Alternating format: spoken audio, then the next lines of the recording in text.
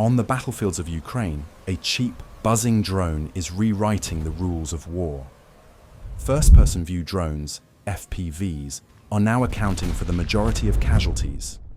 Soldiers say they fear the sound of the buzzing propellers more than artillery. And this revolution in warfare is something the United States, and every modern military, must urgently prepare for. Originally built for hobbyists and drone racers, FPVs are now frontline weapons. Modified with explosives, guided by video goggles, they can dive into trenches, tanks, even individual soldiers.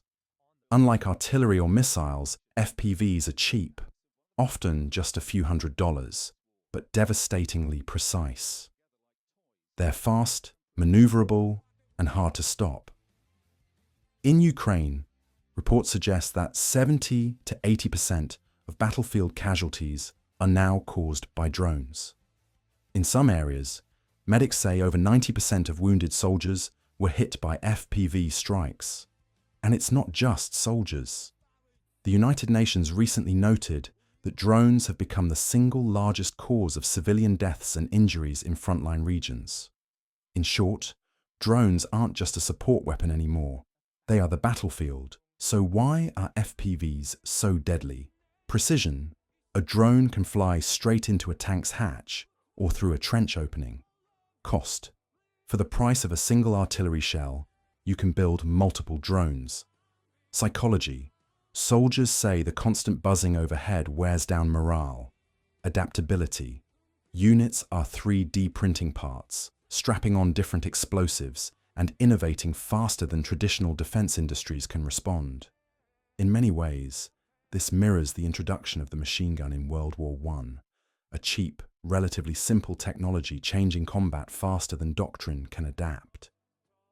Of course, militaries aren't sitting idle.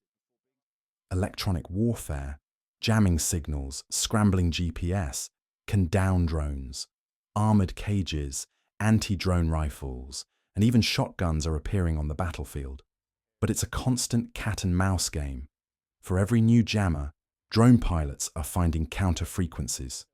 For every armored cage, a bigger warhead is attached.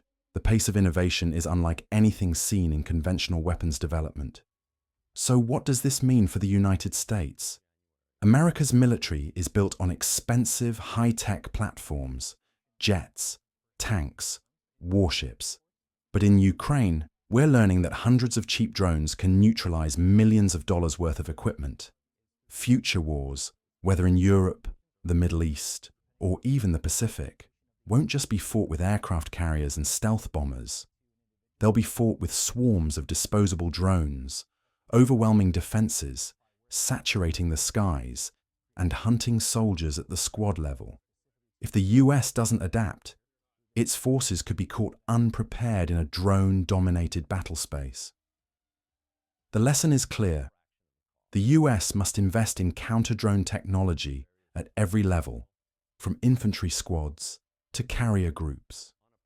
It must rethink force protection, training troops to fight under constant drone surveillance. And it must develop its own cheap, mass-produced drone swarms, not just billion-dollar jets. The wars of the future won't look like Iraq or Afghanistan. They'll look like Ukraine, with skies filled not by aircraft, but by buzzing kamikaze drones. History shows that wars often reveal the next revolution in warfare. In World War I, it was the machine gun. In World War II, it was the tank and the airplane. In Ukraine today, it's the drone. And the United States and the world has no choice but to prepare.